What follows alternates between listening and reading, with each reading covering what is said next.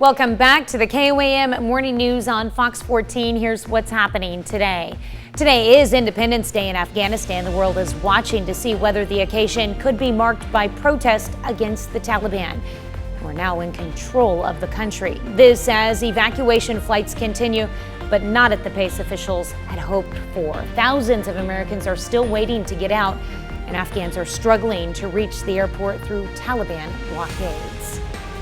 U.S. health officials announced plans to deliver COVID-19 booster shots to all Americans. The plan calls for booster doses 8 months after people get their second dose of the Pfizer or Moderna vaccine.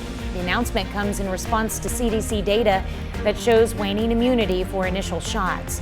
Newton County's health director says he's heard from a number of four-staters already interested in boosters.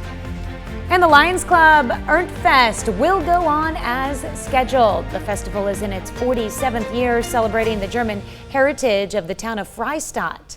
It features a beer garden, polka, and bratwurst. Let's check in with Michael with a final look at your forecast. Heat wave begins today. We've pretty much broken up of our morning rain, but we will pick up scattered afternoon activity, not looking at anything severe, and accumulation very, very limited. A little bit more widespread, though, than what we've had past couple of days. Now, as we work into Friday morning, eyeballing this one coming out of the west, right along the Kansas-Oklahoma state line through southeast Kansas, and making its way to about the noon hour. 7-day forecast shows us we're going to be in the mid-90s by the time we get to the middle of next week. All right. Well, scientists at the University of Wisconsin-Madison have turned the daddy long legs into a daddy short legs. They did it by altering the arachnid's genes. Essentially, the researchers turned off 2 genes linked to leg development. It resulted in 6 of the 8 legs growing to roughly half their normal size. That's awkward. One of the goals of the project was to discover how this spider developed such long legs. The study on the experiment was published in the latest issue of the journal Proceedings of the Royal Society B.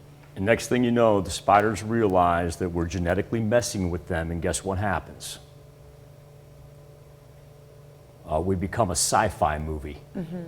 So, like, was it every other leg that was short? Oh, no. Or half of it short, half of it long? I don't know. This could be awkward. I'm not going to genetically mess with the animals like that. Maybe just the back end was long, so it was constantly falling over. Sharknado, need I say more? I bet he's not Thanks for right. letting us put the good in your morning. Be back with more news and weather at noon. Have a great morning and an even better day.